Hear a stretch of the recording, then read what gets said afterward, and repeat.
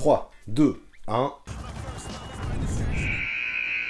Salut la team, la patate. Wow, on commence fort au pays des boomers, et quoi qu'il en soit, comme souvent les samedis, c'est en coast to coast que l'on part.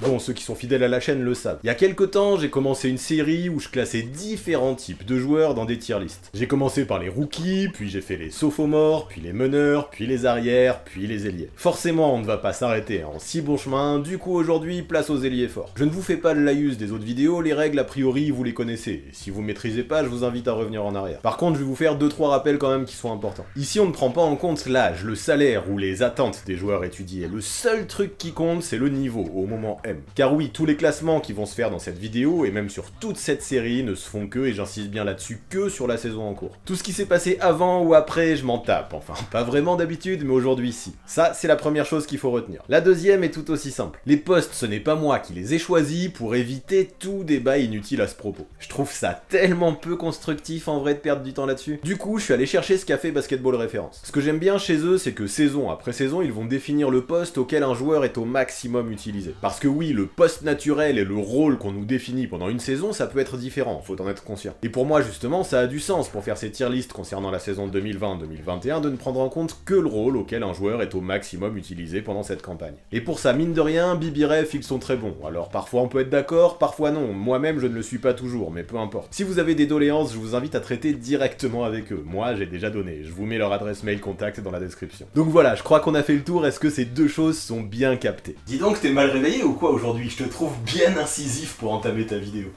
J'avoue, et t'inquiète, je vais me détendre. Mais en vrai, c'est vrai que j'en ai marre des discours du genre t'as oublié un tel ou un tel. Parce qu'en fait, à chaque fois, et vous pouvez être sûr à chaque fois, c'est juste qu'ils apparaissent sur un autre poste. Vous pouvez checker Basketball Référence en vrai. Mais le pire, je pense, c'est ceux qui s'offusquent sur le débat des postes. Ça me dépasse, et quand je dis qui s'offusquent, le mot est faible. C'est tellement flou les postes dans la NBA de 2021. Aujourd'hui, même certains pivots sont utilisés comme des meneurs. Alors comment tu veux mettre tout le monde d'accord? Eh bien moi je sais en utilisant un site référence, mais quand même ça ne suffit pas, moi je ne sais plus quoi faire. Donc voilà pourquoi je répète les mêmes choses tout le temps en début de vidéo sur cette série. Peut-être qu'à force ça va marcher.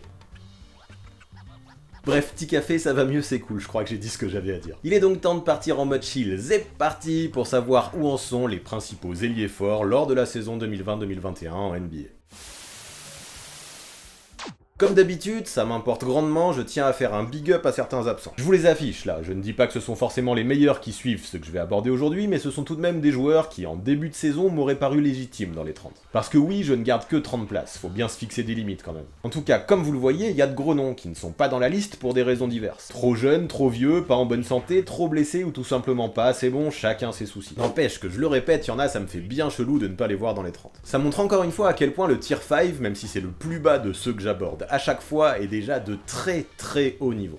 Et ce tier 5, parlons-en. Il est composé de 9 noms, que voilà. Kyle Anderson, Carmelo Anthony, Marvin Bagley, Miles Bridges, Brandon Clark, Robert Covington, Cam Johnson, Paul Millsap et PJ Washington. Ouf, c'est pas si mal, non? Moi je trouve que ça pose les bases sur le level qu'on va atteindre aujourd'hui. Commençons donc dans l'ordre avec Kyle Anderson. L'ailier fort des Grizzlies est vraiment un petit gars, enfin si je peux dire un petit gars comme je les aime beaucoup. Bon après, au vu de son début de carrière aux Spurs et de sa précocité, on aurait pu l'imaginer plus haut aujourd'hui, mais quand même. Comme le dit Popovich, il est un joueur de basket si pur, slow-mo mérite vraiment bien son surnom. Avec sa faculté à tout faire au ralenti, mais avec grand soin, il apporte sa pierre dans tous les secteurs en un temps de jeu pas forcément fou. Hyper skillé, il est un joueur intelligent, qui comprend son rôle et qui a du talent plein les mains. Malheureusement, il fait partie de ces gars qui sont bons partout, mais ne se spécialisent dans rien. Sans ça, je pense qu'il se classerait plus haut sans aucune discussion. Allez, un tout autre style de joueur désormais avec Carmelo Anthony. Lui, quand on connaît son passif, c'est quand même curieux de ne le voir qu'au tier 5. Mais d'un autre côté, c'est aussi une chance de le voir encore là, malgré sa déroute totale à Houston en 2018. Après ça, la plupart des observateurs, moi y compris, le pensaient totalement perdu pour le basket. Et là, mine de rien, à 36 ans, le meilleur scoreur all-time est en train de renaître. Il pourrait encore augmenter dans ce classement. Mieux encore, il fait ça à Portland désormais dans un rôle de remplaçant qu'il n'aurait pas du tout accepté il y a quelques années. Alors bien sûr qu'il a un côté croqueur, bien sûr qu'en défense il fait parfois très peu. Ceci dit, pour marquer des buckets, le gars est toujours là. Et quand il frôle la trentaine de points, comme ça a été le cas 2-3 fois cette saison, moi ça me fait kiffer. Ça me donne de vieux souvenirs qui me filent la chair de poule.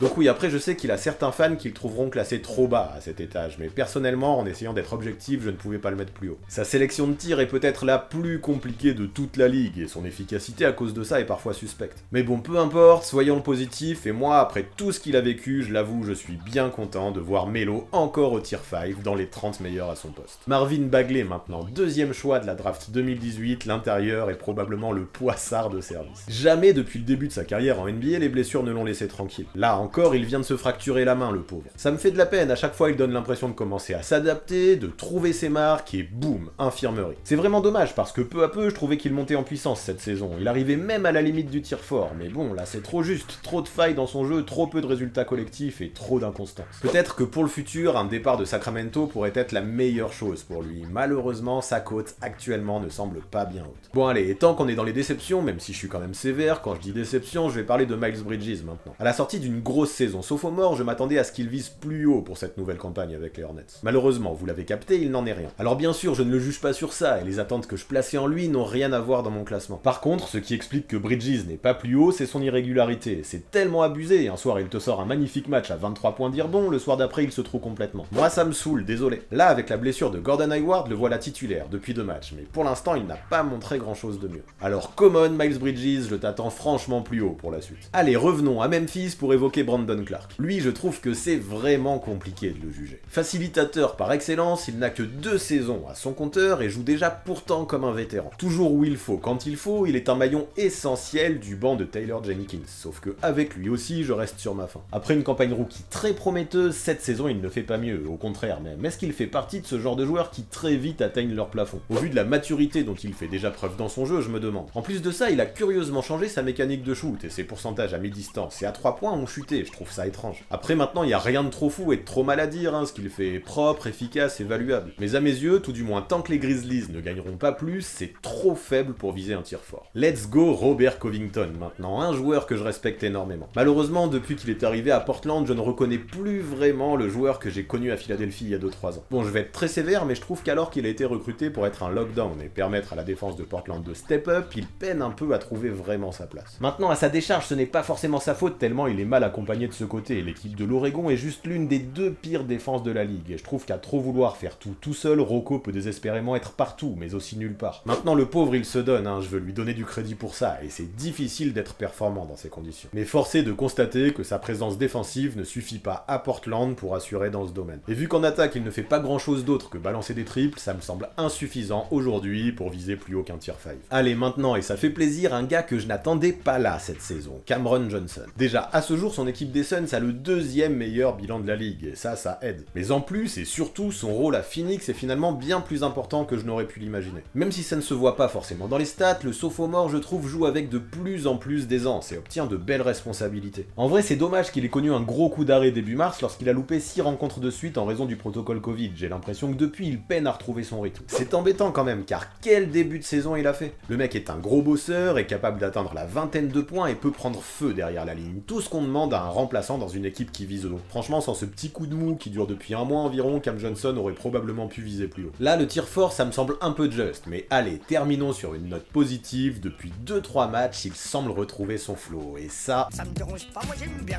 Ouais, ça j'aime bien. Allez, place à un autre vétéran maintenant après Melo, Paul Millsap. À Denver, le gars est toujours là, toujours efficace, toujours utile pour faire le sale boulot. Alors bien sûr, quand on regarde les Nuggets jouer, tout le monde n'a Dieu que pour Nikola Jokic, Jamal Murray ou encore Michael Porter Jr. Et pourtant, quel taf il abat dans l'ombre le polo. C'est lui qui mange les coups, pose les écrans, fait les fautes, réalise les stops défensifs. Qu'il est précieux, beaucoup sous-estiment son apport. Et pourtant, quand en février, il a manqué des matchs à cause de son genou, Denver a peiné. Sur les 6 premières rencontres sans lui, l'équipe du Colorado en a perdu 4, c'est dire. Alors ok, les Nuggets ont fini par trouver des solutions. Ok, Millsap, à 34 ans, n'est plus tout jeune. Ok, il n'a plus l'explosivité d'antan, mais stop. Je vais être clair, l'ailier fort sait jouer au basket et il connaît son rôle à la perfection. Pour ça, je suis ravi de lui faire une bonne place dans mon tier 5. D'ailleurs, cet échelon, il est temps de le boucler et pour ce faire, j'appelle PJ Washington des Hornets. En vrai, lui aussi, comme son coéquipier Miles Bridges, il me frustre un peu. Après le début de carrière incroyable qu'il avait fait, je l'imaginais bien plus haut pour sa saison sophomore. Et là, il faut le dire, c'est dur, mais bon, je vais pas trop lui en vouloir quand même, car il est très jeune, il n'a que 22 ans. Sauf que j'arrive pas à m'en empêcher, je vous jure, quand je vois ce que les Hornets font cette saison, et que lui, je le vois poser un match à 42 points avec une win dans le Money Time, je me dis que je veux qu'il pète tout de suite, maintenant. maintenant. Mais non, malheureusement, il faut le dire, le gamin n'en est pas là, et son irrégularité le pénalise beaucoup. Autant il peut faire des matchs de mammouth, comme on a dit, à 42 points, autant il peut faire des matchs avec un 0 pointé en 44 minutes, ça craint. Depuis quelques semaines en plus, il est dans une galère, dans une phase de creux immense, et elle ne semble pas vouloir se terminer. Du coup, même si je pense qu'à terme il arrivera à step up, ça me semble trop faible aujourd'hui pour imaginer mieux qu'un tier 5. Après ce tier 5 plutôt hypant, ma foi, on grimpe jusqu'à l'échelon numéro 4. Ici 7 noms que je vous liste direct: Jake Roder, Danilo Gallinari, Rui Hachimura, Lauri Markkanen, Marcus Morris, Larry Nance et Tadeusz Young. Vraiment un step intermédiaire à mes yeux avec beaucoup de profils différents. On a des gars bien trop justes pour viser plus haut, mais que je trouve quand même au-dessus de ceux qu'on vient d'évoquer au tier 5. Du coup on va faire le détail comme d'hab et on commence par Jake Roder. Dans la famille de ceux qui feront tout pour la win et qui laisseront leur trip sur le terrain, ici on a un vrai client. Qu'est-ce qu'il manque au Heat cette saison et qu'est-ce qu'il fait du bien au Suns en parallèle? Vous pensez que c'est un hasard si dernièrement toutes les équipes dans lesquelles il passe performent? Moi non. Plus que la hargne qu'il apporte sur un terrain, je veux aussi valoriser sa mentalité et son impact sur les autres. Dans une team, il montre l'exemple, se bat et porte tout le monde vers le haut. Je tiens à ce qu'il y ait une vraie place pour ce genre de gars en NBA, et Crowder, dans son style, est un peu l'un des ambassadeurs. Qu'il soit titulaire ou qu'il sorte du banc, il jouera avec une intensité constante, et ça vraiment je kiffe. Puis vu l'impact que ça a sur les Suns, cette saison, j'ai bien envie de lui donner une place de choix dans mon tier 4. La suite avec Danilo Gallinari, qui lui ne possède pas tout à fait la même réputation que Crowder. Parfois considéré jusqu'à l'abus comme un joueur soft ou injury prone, l'Italien n'en a pourtant pas moins d'impact. Utilisé à Atlanta pour la première fois depuis sa saison rookie, en sortie de banc, il fait exactement ce qu'on lui demande de faire et embrasse son rôle. De toute façon, ce costume pour lui, il est simple à enfiler. Des points, des points, des points et encore des points. Parfois des rebonds, mais surtout des points, et en plus quand ça compte. Pour mettre le ballon dans le cercle, il a toute la panoplie. De près, à mi-distance, de loin, sur catch and shoot, en pénétration, en pull-up, il sait absolument tout faire. Mieux encore, ces derniers temps, dans les 4e quarts avec les Hawks, Macmillan lui donne énormément de responsabilités. Ses 25 points face aux Warriors dernièrement n'ont pas du tout été étrangers à la victoire après une remontée fantastique. Clairement, Gallo est à la fois un joueur très expérimenté et très consistant dans le scoring. Mais un peu à la manière d'un Melo, à moindre mesure quand même, je le trouve trop unidimensionnel pour viser plus haut. Allez, encore un autre profil désormais, je vous avais dit que ce serait varié à cet étage, on va parler du japonais, Rui Hachimura. Ah, quel beau pays le Japon, l'un de mes voyages préférés. Dommage qu'à quelques jours près j'ai manqué la floraison des cerisiers, et vu les photos magnifiques que j'ai vues, j'avoue je regrette un peu. D'ailleurs, les vrais remarqueront les slam dunk là-bas en édition collector que j'ai ramené de Tokyo. Mais pardon, là je m'égare, je raconte ma vie, revenons au basket, je crois que vous êtes là pour ça. Hachimura en tant que sophomore, c'est la polyvalence incarnée, mais ce que j'ai envie de soulever avant tout, c'est sa progression. L'an passé, je le trouvais un peu raw, il s'arrêtait souvent à midi pour envoyer des flotteurs compliqués et ne shooter que très rarement de loin. En termes d'analytique, au niveau de la sélection de shoot, c'est pas top tout ça, j'imagine que vous le savez, et cette année en fait c'est quand même beaucoup mieux. Même si ça ne se voit pas de ouf dans les stats, j'ai l'impression que sur le terrain il joue de façon beaucoup plus mature, de façon bien plus intelligente. Désormais il va plus au contact, va plus vers le cercle et reconnaît les mismatchs. Il shoot également davantage de loin et avec une meilleure réussite. En parallèle il crée de plus en plus, de mieux en mieux. Son QI basket est meilleur et puis c'est important, je trouve aussi, il montre de l'envie. Après ça ne suffit pas pour revendiquer l'échelon du dessus, notamment au vu de la situation compliquée des Wizards, mais quand même. Le voilà bien installé au tir fort et ce dès sa 2e saison, c'est prometteur. Allez, après le Japon, la Finlande avec Lauri Markkanen. Ah c'est beau la Scandinavie, j'avais kiffé y aller aussi, ça fait plaisir en voyage aujourd'hui. Je pense que je vais lancer une chaîne secondaire sur les road trips, j'aime bien. Par contre ce que j'aime un peu moins bien c'est le niveau de jeu affiché par l'ailier fort des Bulls. Bon après ce n'est pas non plus à vomir et les tirs forts quand même, mais ce que je vois ne me plaît pas. Autant l'an dernier il avait l'excuse de jouer dans une attaque horrible, il le disait d'ailleurs qu'il n'appréciait pas. C'est sûr, au vu des capacités qu'il a, ce n'est pas son rôle de passer son temps à attendre derrière la ligne à 3 points. Sauf que cette saison, malgré l'arrivée de Billy Donovan qui a été favorable à la majorité des joueurs des Bulls, peu de choses ont changé pour lui. Bon, j'abuse quand même parce que Markkanen prend de meilleurs shoots et est plus adroit. Mais wow, je suis désolé, je suis vraiment pas fan de ce type de joueur. Le mec fait 2m13, a des outils phénoménaux, il pourrait dominer avec ses 108 kg, mais je le trouve soft, voilà, c'est dit. Il ne se bat pas assez en défense, au rebond, sur les écrans, sous les panneaux, c'est relou. Il pourrait être un monstre, j'en suis sûr, car du talent il en a, mais voilà que maintenant il est relégué sur le banc. Je ne sais pas, à croire qu'à la place d'un tigre, il préfère être un canard. Bon allez, je me calme, c'est mauvais pour mon cœur, et je suis méchant, j'aime pas trop ça, mais faut le dire, c'est frustrant de voir un 7-footer si skillé fuir le combat comme ça. Donc clairement, j'aimerais que le finisher, comme il est surnommé à cause de ses origines, aille plus vers le cercle pour mériter son surnom. C'est Markkanen que je veux voir, pas Lauri. Parce qu'en vrai, au vu de son potentiel, quel gâchis de le voir si bas. Bon allez, sans transition, on passe à l'extrême opposé avec Marcus Morris Senior. Lui, c'est la toughness incarnée. Ah, sur un terrain, ce n'est peut-être pas le mec le plus intelligent du monde, mais qu'est-ce qu'il se bat? Le gars est tellement balèze pour faire dérailler un adversaire, à mon avis, cette famille, c'est ouf. Bon, quand il ne déraille pas lui-même en même temps, parce que ça peut devenir un peu idiot. En tout cas, moi, ce que je retiens, c'est qu'il apporte une dureté essentielle à ses Clippers, si essentielle lorsqu'on veut aller chasser un titre. Et puis en vrai, même si ce côté brut épaisse, je l'admets, est la première chose que l'on remarque lorsque l'on voit jouer l'ailier fort, ce serait ingrat de ne le limiter qu'à ça. En plus de défendre, de poser des écrans et de faire le sale boulot, le premier-né des jumeaux Morris présente cette saison une adresse incroyable à longue distance, 46% en prenant plus de 5 tentatives par match. C'est pas dingue? Moi je trouve que si. Alors voilà, hein, il a des limites dans son talent pur, et c'est pour ça qu'il ne peut pas viser plus haut. Cependant, avoir un tel rôle dans une équipe contender, ça vaut minimum un tir fort à mes yeux. Mais c'est pas vrai.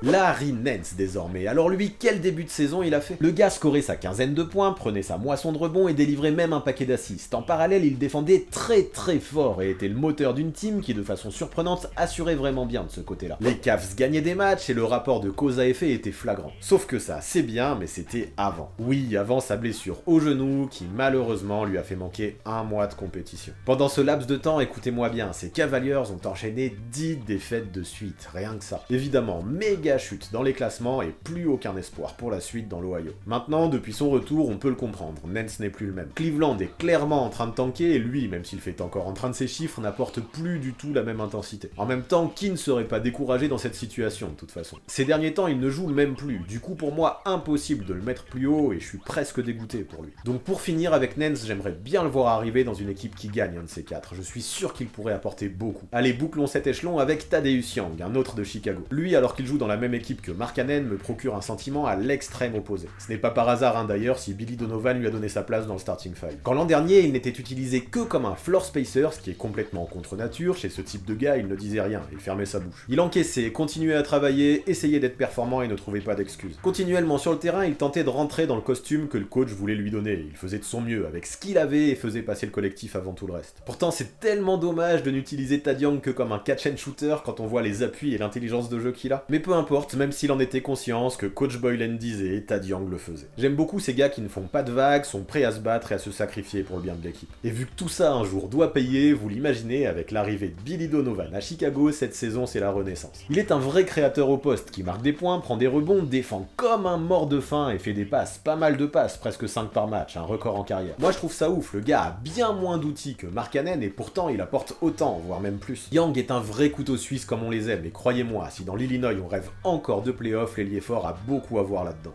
Tier 3 maintenant, c'est l'heure de parler de ceux que j'appelle les stars. Mais avant ça quand même, faut que je vous demande, êtes-vous bien abonné à cette chaîne? Je vous mets les stats sur l'écran là, regardez, vous êtes plus de 4 sur 10 à mater les vidéos sans follow. Donc plutôt que de vous engueuler, je vais vous supplier, allez please, lâchez-moi un clic sur ce bouton rouge. Là on est en train de passer, ou on vient de passer les 35 000 abonnés, jamais je n'aurais pensé en arriver là quand j'ai lancé la chaîne. Donc maintenant, let's go tant qu'à faire, on fait péter un record, non? On essaye de faire exploser la barre des 50 000, moi je suis chaud, et pour ça j'ai besoin de vous. Donc vous voulez bien vous abonner s'il vous plaît?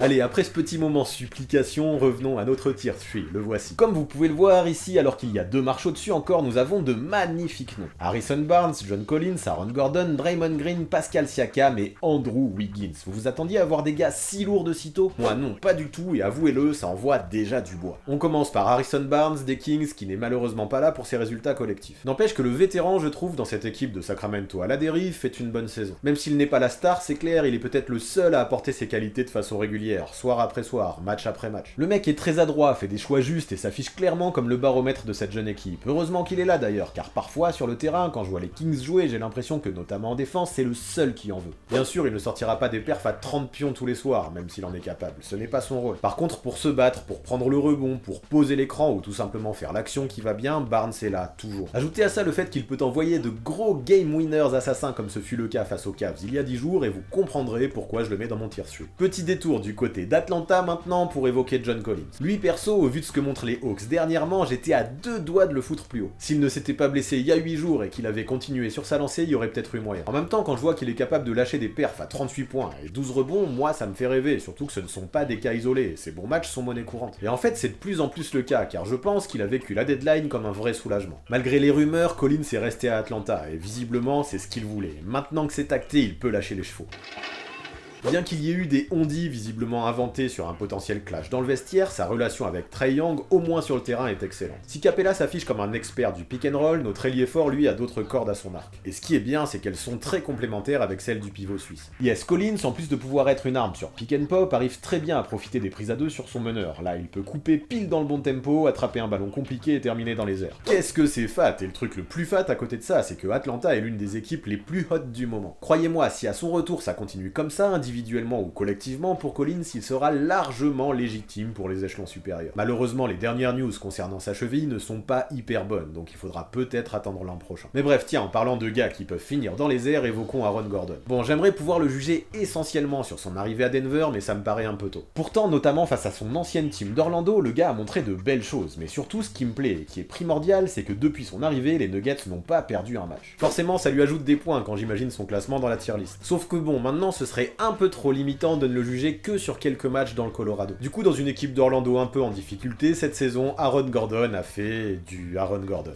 Thanks, Captain Obvious. Et oui, du Aaron Gordon, des points, des dunks, des contres et même un peu de shoot externe, c'est déjà pas mal. Après voilà, pour moi ce sera quand même dur de viser plus haut qu'un tier 3 un jour. Aussi talentueux et athlétique soit-il, Gordon pêche un peu trop dans la prise de décision selon moi. Et vu qu'avec les blessures au Magic on l'utilisait essentiellement dans un rôle de point forward, il pouvait vite galérer dans ce rôle. Sa limite est un peu là je pense, dans le QI basket, mais avec toute l'intensité qu'il peut apporter, je le trouve plutôt bien placé là où il est. Hâte de voir quand même ce que ça donnera en playoff dans une équipe qui a des ambitions, dans un rôle qui est plus le sien. Common Draymond Green maintenant, et oui, un gars qui ne score que 6 points par match dans le tier 3, c'est fou non? Même dans le tier 5, je n'ai pas un seul joueur qui score si peu. Sauf que bon, si c'est du scoring que vous attendez de ce gars et que vous le jugez là-dessus, désolé, mais c'est que vous n'avez rien compris. Chez les Warriors, marquer des buckets, il y en a d'autres qui font ça très bien, si vous voyez de qui je veux parler. Et ce qui est évident, c'est que dans tous les autres domaines, le Dancing Bear assure, en étant le cœur et l'âme de cette équipe de Golden State. Quand il n'est pas là, c'est simple, l'équipe galère. Curry ne trouve pas ses shoots, la défense est perméable et rien ne va plus chez les hommes de Steve Kerr. Quand il revient,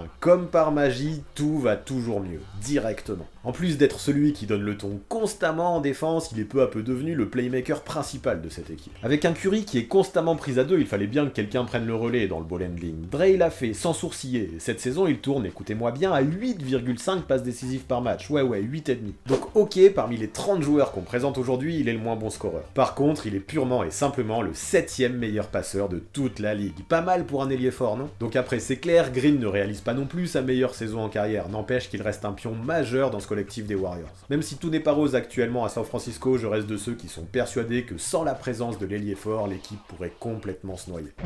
Allez, l'enchaînement vient avec Pascal Siakam. Ah, que ça me fait bizarre de ne le mettre qu'ici, lui. Pourtant, cette saison, force est de constater qu'il n'est pas fait du bois que l'on espérait. J'ai l'impression qu'il est tellement loin le début de campagne d'un Spicy P en mode MVP de la saison passée. C'est abusé en vrai, il s'est passé quoi pendant la pandémie? Wanda lui a jeté un sort ou quoi?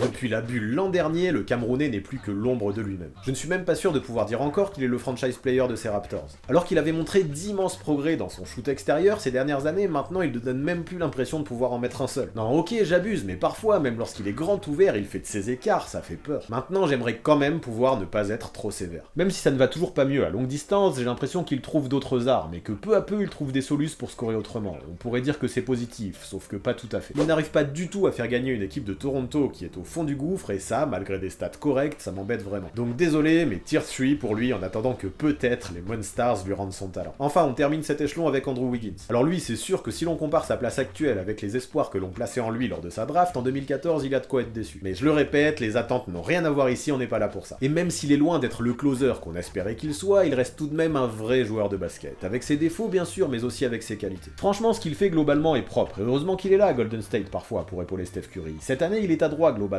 il met des tirs de loin, et je trouve qu'il remplit plutôt bien son rôle d'option 2. Mais bon, voilà, impossible non plus de le mettre plus haut dans ma pyramide. Qu'il pourrait être bon, je pense, s'il avait le mental qui allait avec ses skills. Peut-être qu'il pourra viser un tier 2 un jour, je ne dis pas le contraire, mais à mon sens, pour ça, il lui manque quelque chose d'essentiel, l'agressivité. Pour l'instant, quand je le regarde sur le terrain, je n'en vois pas. Même si le talent est là chez Wiggins, c'est indéniable, il ne pèse pas assez, je pense, dans les victoires des siens. Et ça, c'est rédhibitoire à mes yeux pour viser le tir supérieur.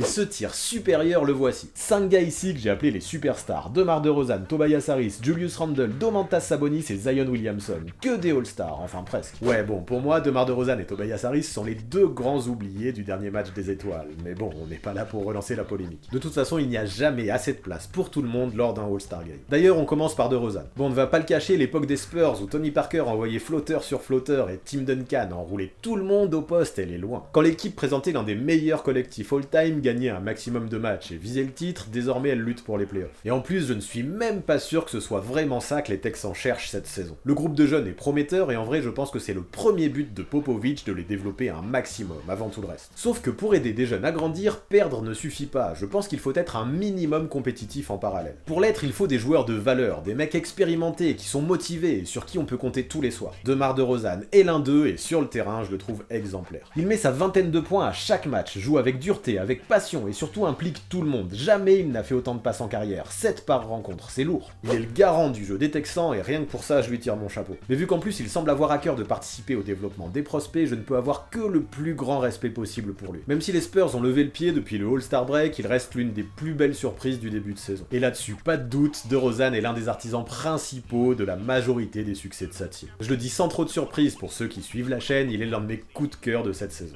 Et tant qu'on est dans les coups de cœur, parlons de Tobias Harris. Aïe aïe aïe, qu'est-ce qu'il me fait plaisir lui cette année, à croire que la présence de Doc Rivers à ses côtés lui permet de se sublimer. C'est fou, cette année il est indéniablement devenu l'option 2 de ces Sixers et j'adore l'énergie qu'il fournit sur le terrain pour remplir son rôle. Harris en ce moment montre qu'il n'est pas qu'un shooter externe ou un gars qui profitera de ses coupes off the ball pour scorer, et ça c'est cool. Si Brett Brown l'utilisait essentiellement comme ça, le meilleur pote de Boban est bien plus efficace autrement, et il le prouve. Cette année avec Doc, il crée, il joue le 1 contre 1, utilise ses appuis, défie ses adversaires, tente des pull-ups et est d'une efficacité incroyable sur ses shoots. Plus de 50% au tir, plus de 40% à 3 points et 89,5% au lancer. Ouais, si l'on parle du 50-40-90 club, il est à un poil.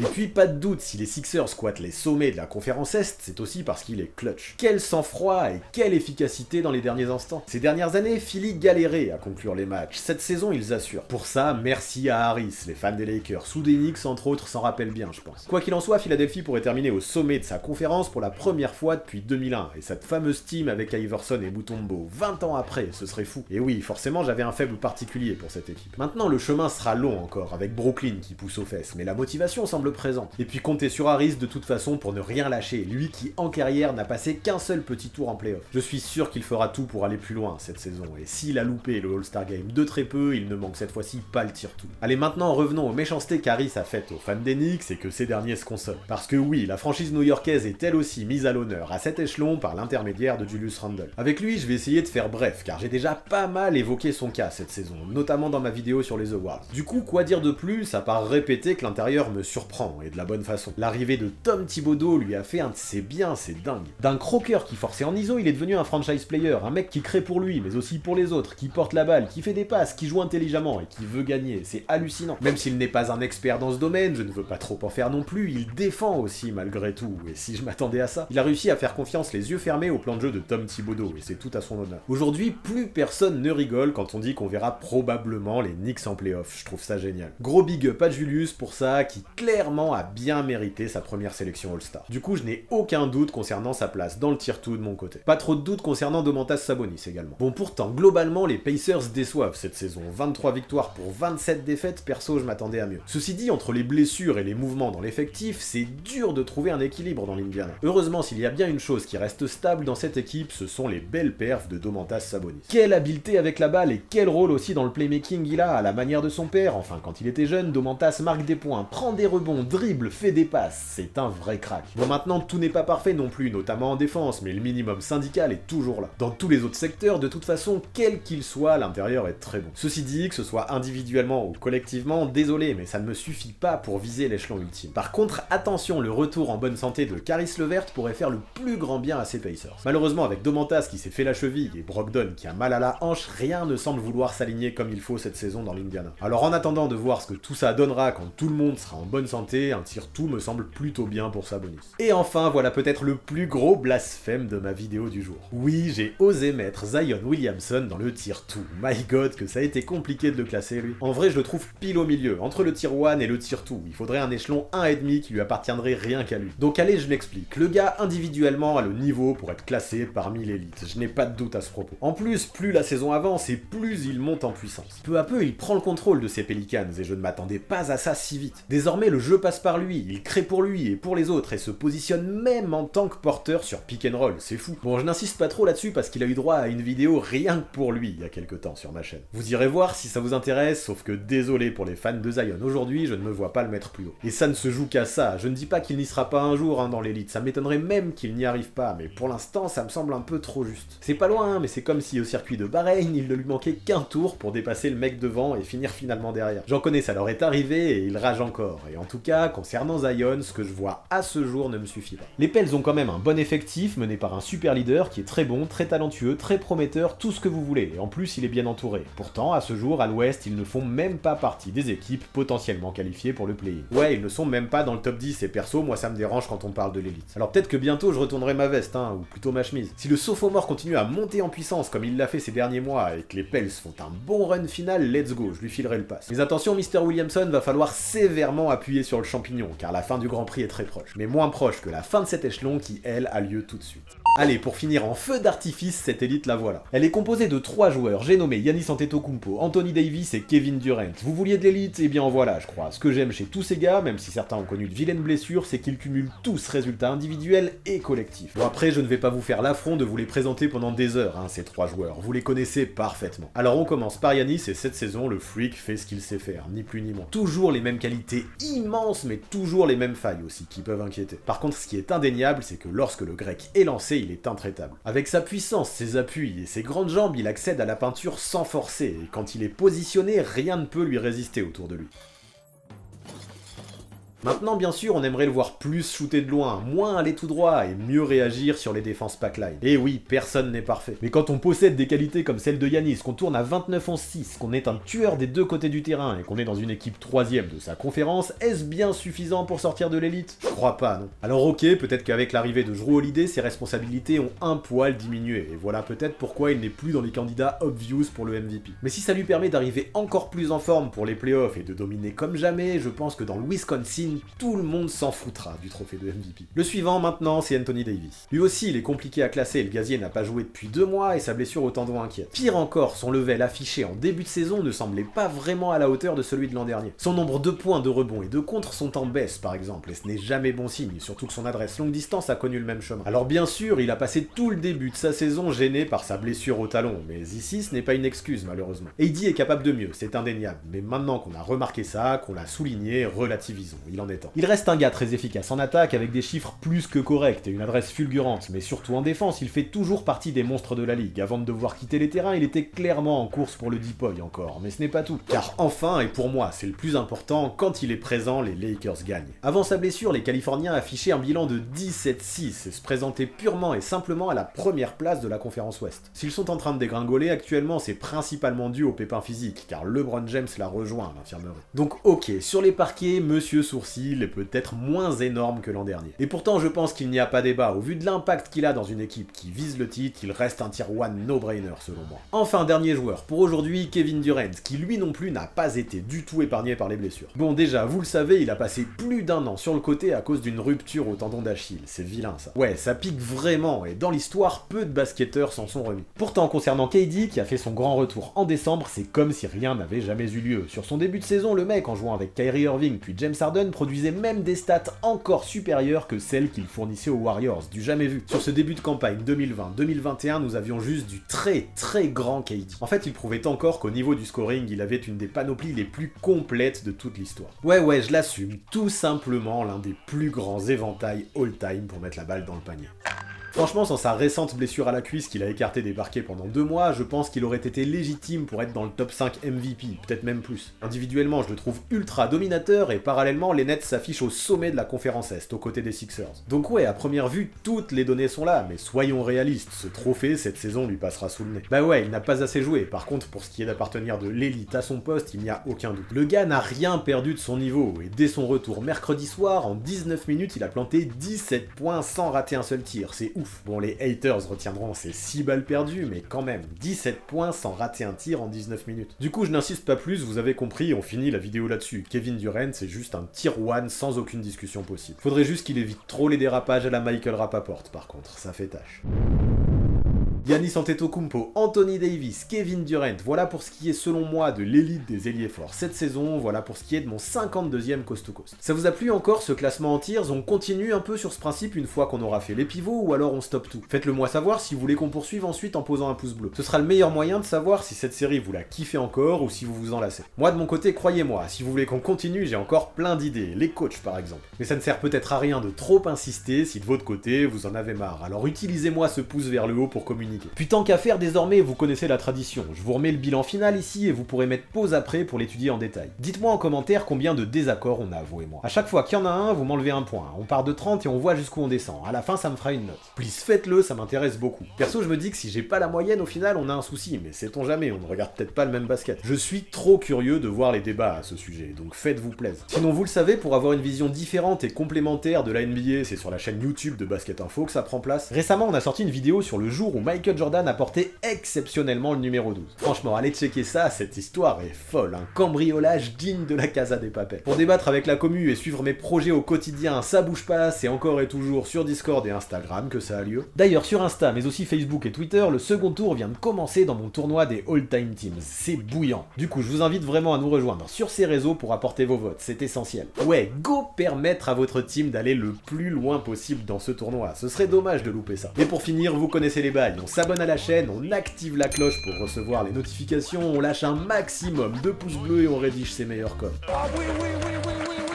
Bah ouais, comme dirait Damso, c'est comme ça qu'on référence une vidéo. Puis pour aller plus loin, je vous invite également à me rejoindre sur Tipeee. Ouais, il y a un coup de mou depuis quelques mois et c'est normal, vu que je ne vous sollicite plus en début de vidéo comme je le faisais avant. Mais c'est la life, c'est comme ça, on avance et merci à ceux qui sont encore là. Par contre, s'il y en a qui veulent mettre une pièce dans la machine pour l'aider à aller de l'avant, please, ne vous privez pas. Promis, j'en ferai bon usage. Et vu que je sais qu'il y a que les vrais qui sont restés jusque là, sait-on jamais. À très vite. Ah.